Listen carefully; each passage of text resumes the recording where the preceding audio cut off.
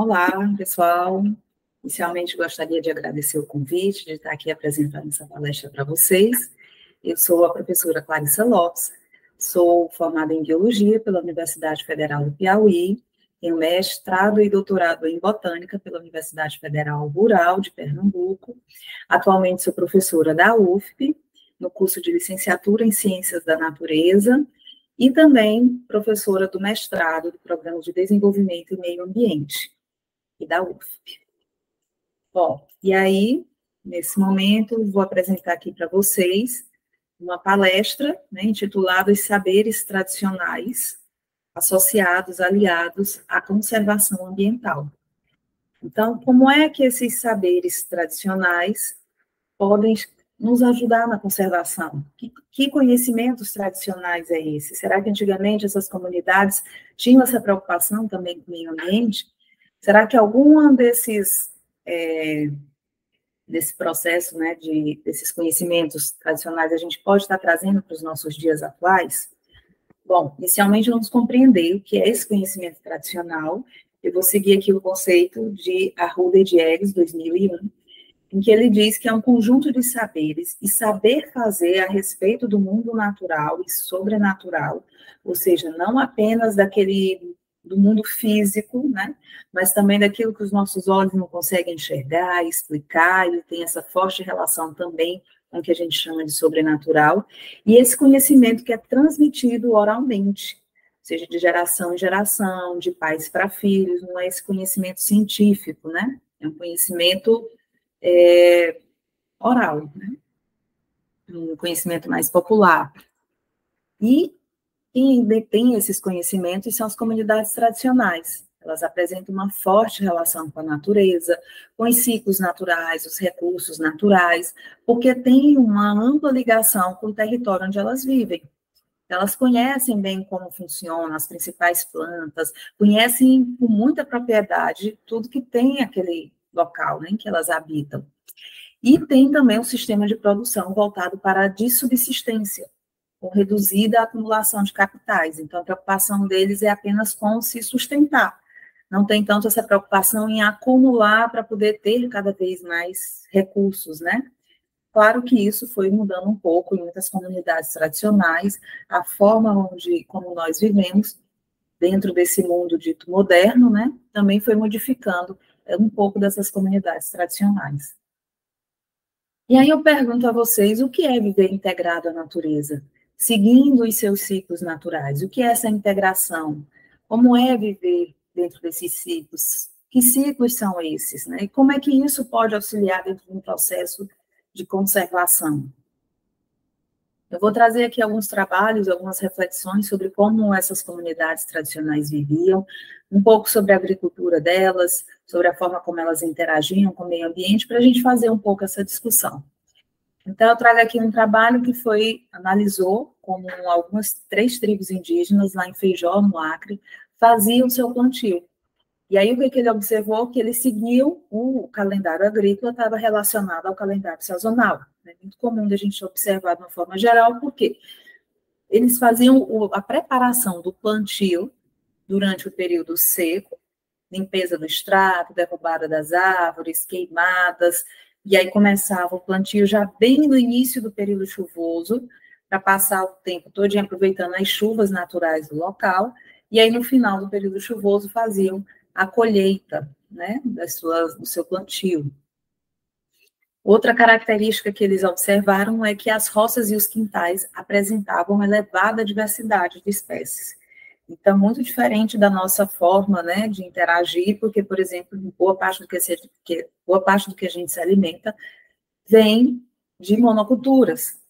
Então, as tribos indígenas, antigamente, eles tinham esse hábito de plantar uma elevada diversidade, cerca de 60 espécies. Então, eles estavam, de uma certa forma, imitando a natureza. O que eles observavam, como funcionava a natureza, eles iam adaptando para os seus próprios interesses, digamos assim, para as plantas que eles desejavam estar se alimentando. Então, eles pegavam uma área dentro da floresta, derrubavam, abriam essas clareiras, e ali começavam o seu plantio, plantando espécies herbáceas, arbustivas e arbóreas. Então, inicialmente, As primeiras plantas que saíam desses locais, dessa agricultura, eram as herbáceas. Eles iam colhendo milho, por exemplo, feijão, plantas pequenas, porte.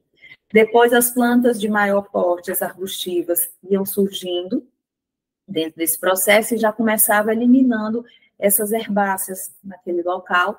Depois, as árvores começavam a se desenvolver e aí já saíam dentro da coleta ali de plantas as herbáceas e as arbustivas, dando início, dentro desse processo de sucessão, às arbóreas. Quando chegavam o desenvolvimento dessas arbóreas, elas ficavam lá até se integrarem com a floresta que estava ao seu redor. E aí, nesse momento, eles se deslocavam para uma outra área e começava o seu plantio ali dentro, abrindo outra clareira. Então, uma forma bem sustentável, imitando o que tinha ali naquela região, né? Observando como a natureza se desenvolvia, e aí eles iam fazendo da mesma forma. Um outro trabalho também relacionado a essa parte de agricultura, né, na tribo indígena de Laranjinha, em Santa Amélia, no Paraná, ele fez uma comparação, esses autores, entre como era o plantio entre 1930 e 1950 e um pouco nos dias atuais, para ver o que mudou, né? Como é que mudou essa forma de plantio, de plantar essa interação com a natureza. E da mesma forma, foi observada uma alta diversidade de cultura, não usavam agrotóxicos, não usavam veneno, e tinham também um trabalho em mutirão.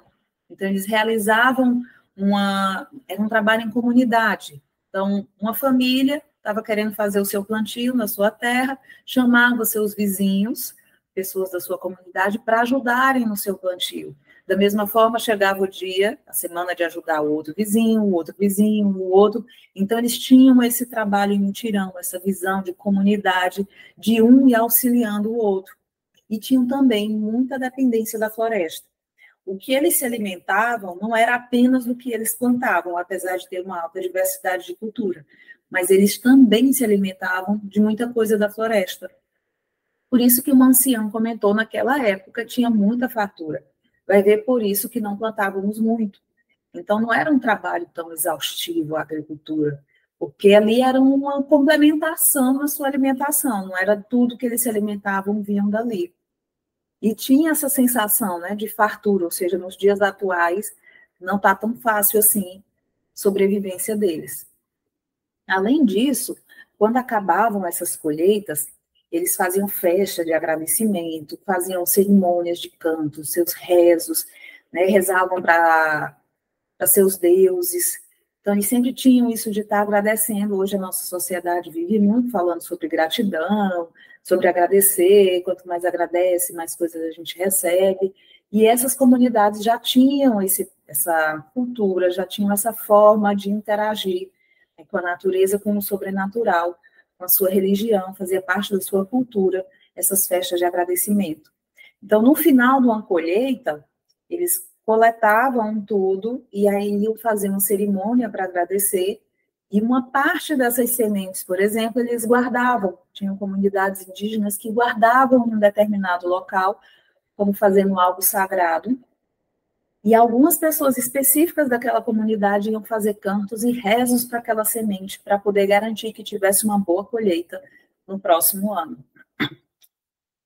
E aí a forma como eles viviam em comunidade, né, um auxiliando o outro, eles não tinham essa preocupação em ter muito, porque eles acreditavam que a natureza sempre ia dar para eles o que eles precisavam. Então, ele não tinha essa preocupação se amanhã ia faltar, porque eles confiavam que não iria faltar, que sempre iam ter alimento para eles. E aí, quando eles mudaram essa forma de interagir com a natureza, em que eles começaram a ter essa preocupação do será que vai faltar, começaram a acumular mais alimentos, né? E aí um ancião comenta que é por isso que acabou, porque não era para vender, não era para entrar dentro dessa forma de vida, né, mais capitalista, mais voltada para o lucro. E aí, a partir de 1985, começaram esse processo de modernização agrícola, tornando os indígenas dependentes da mecanização, de adubos sintéticos, de agrotóxicos, de sementes híbridas. Então, muitas tribos indígenas deixaram de usar as suas sementes crioulas para poder utilizar essas sementes híbridas que eles não conseguiam replantar no ano que vem, tendo essa dependência de comprar. Como a forma de plantio mudou, não era mais com tanta diversidade, a forma de cuidar do solo já não era da mesma forma, ficou sendo importante o uso de adubos sintéticos, começaram a surgir pragas nas lavouras que antes não se tinham pragas, e aí começaram o uso de agrotóxicos. Então, eu li alguns trabalhos relacionados à agricultura, e é comum eles falarem que não se tinha uma forma de combater pragas. Os índios não tinham esse conhecimento, as comunidades mais tradicionais, antigas, não tinham essa prática, não tem esse conhecimento de como impedir pragas nas lavouras, porque eles simplesmente não tinham esse problema. O máximo que se viu foi falar sobre algumas formigas, e aí eles tinham uma forma de plantar, algumas comunidades, em que as plantas mais externas, né, elas traziam essa proteção para não entrarem no interior da lavoura, para aquelas espécies mais sensíveis essas formigas. E com essa mecanização agrícola, com toda essa modernização que houve também uma profunda ruptura nas relações sociais, na cultura, nas atividades agrícolas, então já foi perdendo um pouco essa visão de comunidade, de um estar auxiliando o outro. Essa agricultura tradicional, ela segue também os ciclos lunares e dos astros, observando tem a época de plantio, de acordo com a lua, apresentam elevada diversidade com rotação de cultura, com cultivos agroflorestais, então, alternando herbácea, arbustivas, arbóreas, sem produtos sintéticos, e tinha uma forte relação com símbolos, com mitologias. E aí, quando chega o homem, digamos assim, com conhecimento científico que eles possuem, acharam tudo isso muito sem sentido, criticaram bastante, porque são coisas que a gente não consegue observar com nossos próprios olhos, e muitas dessas comunidades foram perdendo essa forma de plantio, né, e esse conhecimento científico chegou nessas comunidades como se dissesse, olha, a nossa forma de plantar é que é boa, a de vocês não dá certo, não é legal, e a nossa vai trazer uma maior produtividade com menor esforço físico e muito mais potente, né? Muito mais eficiente, e aí muito disso foi se perdendo, né? Se achava uma coisa completamente sem sentido você seguir, por exemplo, os ciclos lunares, os efeitos dos astros. E a comunidade, antigamente, ela vivia observando a natureza, como a natureza funcionava, as relações entre elas, o ciclo de vida das plantas. Então, eles observavam que ela nasce, cresce, reproduz e morre, que isso faz parte, que tinha um tempo de descanso. Então, eles também entendiam que o solo precisava descansar, que não poderia estar sempre no mesmo lugar, eles iam alternando, e eles traziam isso para a sua própria vida. Então, muitos índios, ele tinha essa forma de viver. No momento de plantar, é o momento de colher e tem o momento de descansar. Então, eles viviam essa forte interação, observando como a natureza vivia e trazendo isso para o seu dia a dia. Muitas vezes eles eram tidos como preguiçosos, justamente porque ele se dava ao prazer, ao luxo, né, de descansar. E isso dentro da nossa sociedade é algo que não é bem visto, né, na sociedade produtivista, de fazer, ter, descansar não é permitido. Mas isso faz parte da natureza. Então, coisas que, por exemplo, dentro dessa forma de relação com os astros, muito se questionava sobre o efeito do eclipse. Não tem sentido nenhum o efeito do eclipse sobre nós, sobre a natureza, mas volta e meia sai uma reportagem, se observa, por exemplo, que os eclipses afetam as folhas, queimam algumas folhas, queimam as floradas de caju.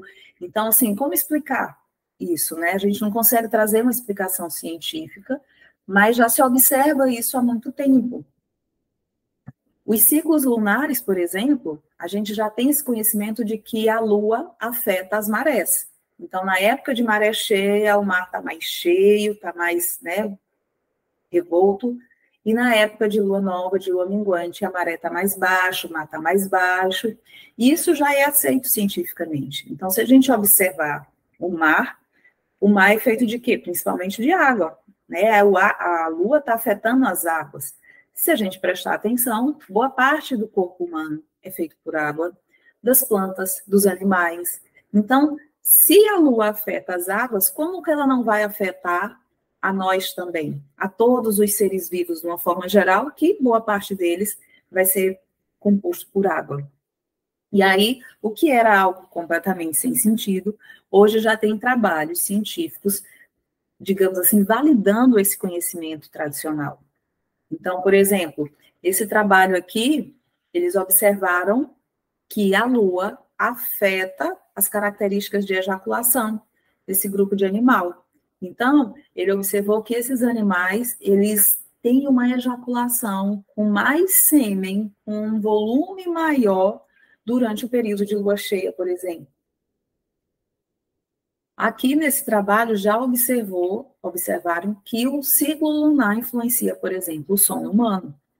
Ele acompanhou o sono de um grupo de população e a variação do período da lua, e observaram que os homens e mulheres, eles dormem menos durante a lua cheia. 5% menos durante a lua cheia do que a lua nova. Então, algo já cientificamente comprovado. Pode parecer pouco, mas já mostra aí uma interação, né? 5%, mas já mostra uma interação do efeito da Lua, talvez para alguns isso seja maior do que outros. E aqui um outro trabalho mostrando também que a Lua afeta o ciclo menstrual de mulheres e também da qualidade do sono durante esse período. Então, não coincidente, talvez pode parecer uma mera coincidência, né? Mas as fases da Lua, o ciclo da Lua são de 28 dias, o ciclo menstrual também é de 28 dias. Será que é só uma mera coincidência, né?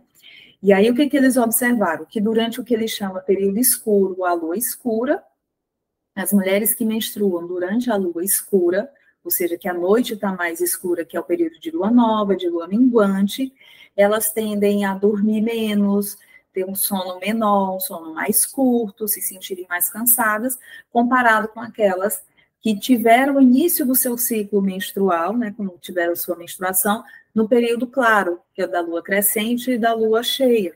Então, a forma como elas se sentiam, sono, disposta, era diferente de acordo com o ciclo da lua.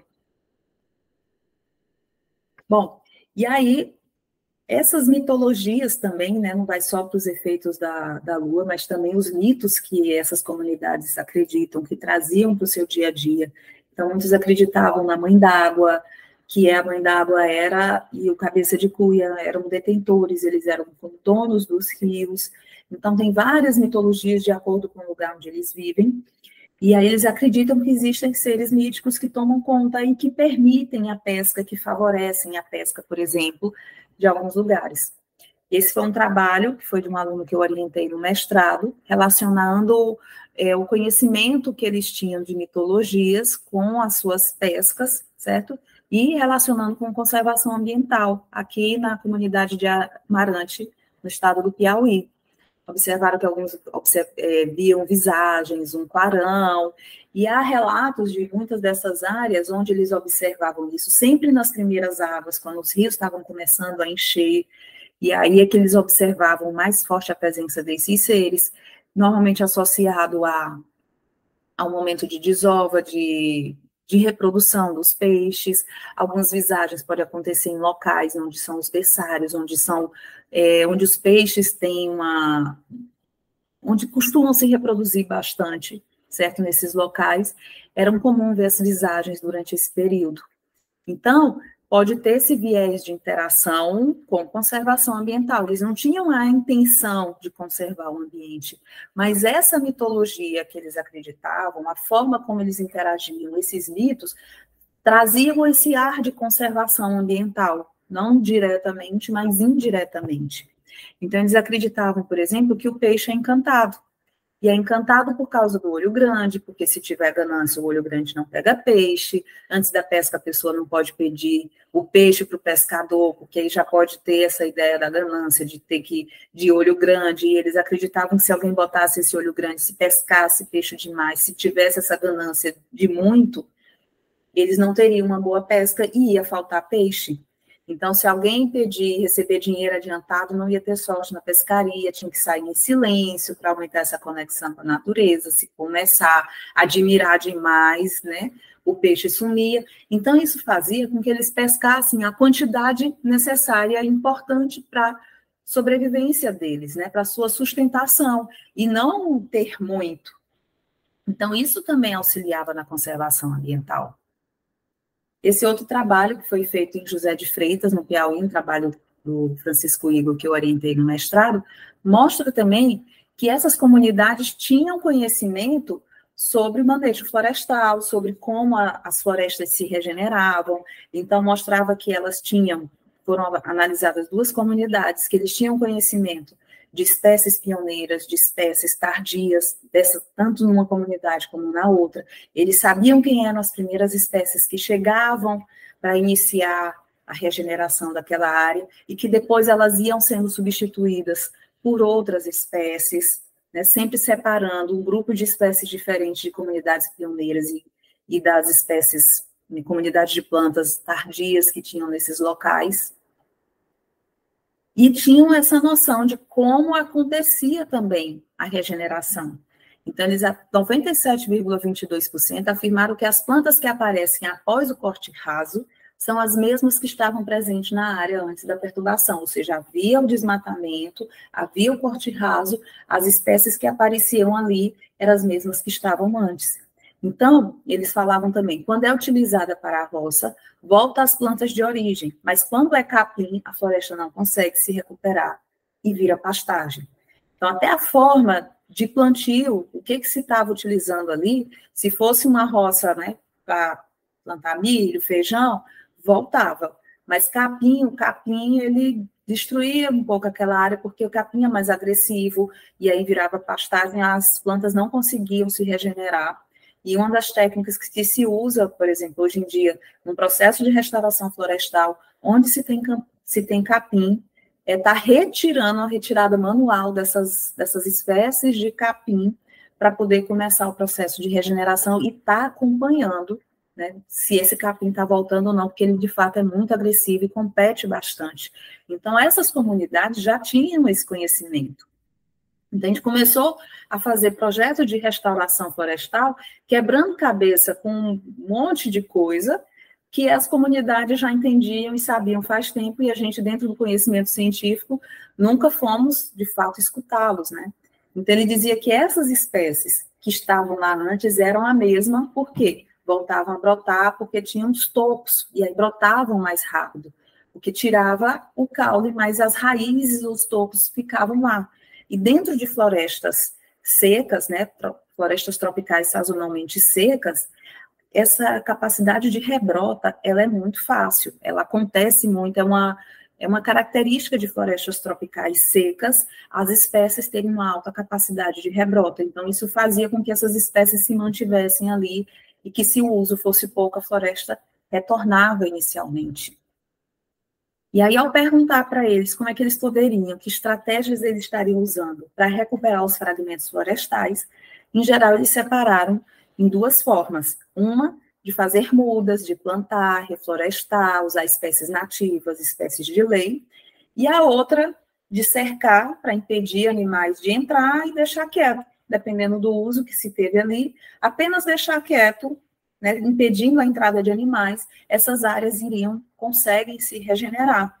Então, ao fazer propostas de restauração florestal, né, querer fazer esses projetos de conservação florestal em determinados locais, é importante a gente juntar a comunidade, ouvir a comunidade e trazer ela para esse processo, porque isso garante também que esse processo seja mais efetivo, que elas têm a sua forma de perceber, de interagir, e tem interesse também de cuidar, de fazer esse manejo, né? Então, ouvir como é que essa área funciona, como é que essas estratégias, quem são essas espécies que pode estar iniciando e colocando no final desse manejo, né? Então, é muito importante isso. E aí, o que se observa bastante hoje em dia é que esse conhecimento tradicional está se perdendo, e é um medo que se tem. Por que ele está se perdendo? O que está acontecendo nos dias atuais? Então, eu gosto de trazer essa visão dessas duas formas de conhecimento tradicional, e do outro lado a gente tem esse conhecimento científico dito moderno, né? E por muito tempo muita gente acha que o conhecimento científico é melhor, é mais importante e é mais profundo do que o conhecimento tradicional. É mais valioso, né? Não é nem profundo, é mais valioso do que o conhecimento tradicional, como se colocasse numa balança e ele tivesse um peso maior. E muito se criticou esse conhecimento tradicional. E, na verdade, todos os dois tipos de conhecimento têm a sua importância e têm o seu valor. Então, eu lembro que Rubem Alves, ele fala um pouco, tem uma história, um conto que ele conta, né, no livro dele, acho que é Filosofia da Ciência, e ele fala sobre essa diferença de conhecimento científico e tradicional, e eu acho muito interessante, eu gosto de contar essa história, que ele diz que é como se você colocasse um surdo e um cego observando a queda de uma árvore. Então, imagine que eles estão lá numa floresta e a árvore está caindo. O surdo vai contar de uma outra forma, de uma outra ótica, e o cego vai contar de uma outra forma também, são visões diferentes. Mas todos dois estão relatando o mesmo fato, a mesma história, mas com olhares diferentes, então não tem um melhor e um pior. São formas diferentes de perceber, e é importante que a gente dê valor a tudo isso, né? Então, desses diferentes saberes, a nossa sociedade passou por um primeiro momento em que esses mitos, esses rituais para proteger os pescadores dos perigos da natureza, a sociedade era homogênea, não havia competição entre seus membros, o objetivo era pescar, era caçar para poder ter a sua sobrevivência. E aí chegou no segundo momento de economia mercantil, de começar a ver a natureza como mercadoria, né? Então a natureza se transforma em mercadoria, como utilitarista, olha para ela como quais são os interesses que se tem dentro dela, e aí começa a ter uma competição entre os pescadores. Quem pesca mais? Quem caça mais? Esse é que vai ser o melhor. Então, o melhor mestre não é quem interpreta os sinais da natureza, como era antes, mas aquele que caça em mais quantidade. E aí chega um terceiro momento, que essa forma de interagir com a natureza ocorre um processo de escassez, e aí foi preciso instaurar a administração da natureza por órgãos públicos. Então, começaram a ter essa preocupação, vamos agora regulamentar todo esse processo de cuidados com a natureza, para poder fundamentar, para que não se falte nada mais para frente.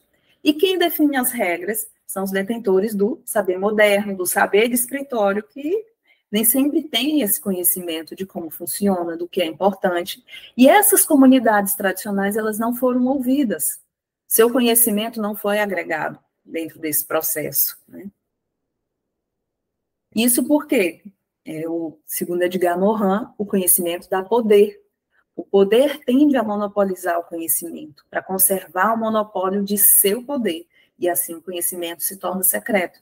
Acho muito interessante essa frase, né, que mostra que quando o conhecimento científico chegou, ele desvaloriza o conhecimento tradicional, o conhecimento científico está na mão de poucos,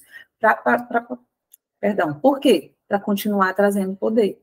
Então, poucos vão ter acesso a esse conhecimento para continuarem dentro do poder. Então, é uma forma que vive essa nossa sociedade, que a gente está dentro desse processo, né? E aí, esse conhecimento tradicional foi sendo perdido porque foi, por muito tempo, desvalidado. E quando e como esses saberes foram modificados? Bom, dentro do nosso planeta Terra já faz muito tempo, né? De uma forma geral, se a gente for ver dentro do processo da Europa, mas está trazendo aqui para o Brasil, dentro da nossa realidade. Esses conhecimentos tradicionais, eles foram perdidos com a chegada dos portugueses, com a chegada dos jesuítas, tentando modificar o conhecimento dos indígenas, tentando doutrinar, modificar a sua religião, como se a sua forma de interagir não foi respeitada. E aí, muito disso, claro que foi um processo de longo tempo, isso começou a ser modificado e começou a se perder, e aí dentro, já faz um bom tempo isso, muito desses conhecimentos foram desvalorizados. E aí eu pergunto para vocês, quais são os nossos saberes tradicionais? Que saberes são esses que a gente foi perdendo? Então, como é que a gente plantava antigamente, como é que a gente se alimentava, quem são essas espécies, né, que a gente comia antigamente, a gente ainda se alimenta delas? Porque às vezes vem muitos produtos de fora dizendo para a gente que é bom, né, de sanduíches, de forma de se alimentar, de muita industrialização, que não faz parte do nosso dia a dia. A genética do nosso corpo não está acostumada com isso, por isso que muita gente hoje em dia aqui tem intolerância a glúten, tem intolerância à lactose, coisa que não se tinha antigamente, porque às vezes a gente está usando muito desses produtos que não se fazia parte da nossa alimentação, que a nossa genética não está acostumada, né? Quais são essas nossas rezas, as nossas culturas, as nossas festas? Tudo isso é importante. Quando a gente fala em conservação ambiental, é importante a gente trazer as nossas tradições. Um povo forte, um povo com as suas tradições, né, cultivadas, não é qualquer coisa que chega ali. Não é qualquer coisa que modifica a história daquele local. E isso é importante, isso faz parte da conservação ambiental, não apenas o meio ambiente físico, mas a nossa forma toda de interação, a nossa história, a nossa cultura, tudo isso faz parte da conservação ambiental. Do que a gente se alimentava, tudo isso faz parte. E aí eu pergunto, é possível a gente viver integrado à natureza dentro do ambiente urbano? Será que porque assim, nós não vamos mais viver feitos índios, vamos viver em tocas, não vamos viver no meio do mato, a gente já vive aqui dentro desse ambiente urbano. Será que só é possível viver integrado à natureza se eu tiver dentro dela, né? Um dos problemas ambientais que a gente tem é a gente não se sentir parte da natureza, não entender que nós somos natureza, nós fazemos parte dela. Então, essa visão que a gente tem de que nós somos separados dela, nós somos distantes delas, e que eu estou no ambiente urbano, eu não faço parte da natureza, isso é uma visão que a gente pode trazer para o nosso dia a dia, que é contra todo esse processo de conservação ambiental, que prejudica bastante o meio ambiente. Então, uma das principais coisas que a gente precisa trazer para o nosso dia a dia é reconhecer que somos natureza, reconhecer a nossa ciclicidade, reconhecer que existe uma diversidade social ao nosso redor, da mesma forma que, quando a gente observa uma floresta, existe uma diversidade de espécies, de animais, que cada um tem o seu papel ali dentro, que eles são diferentes e que tem um papel ali dentro. Quando a gente traz essa filosofia, essa forma de vida em comunidade para a nossa sociedade, enxergar todos, né, como uma grande comunidade, uma grande fraternidade, onde um ajuda o outro, sem um querer mais que o outro, entendendo o papel de cada um, que nós somos diferentes, né, e que isso faz parte da nossa sociedade, a gente consegue ter uma conservação ambiental.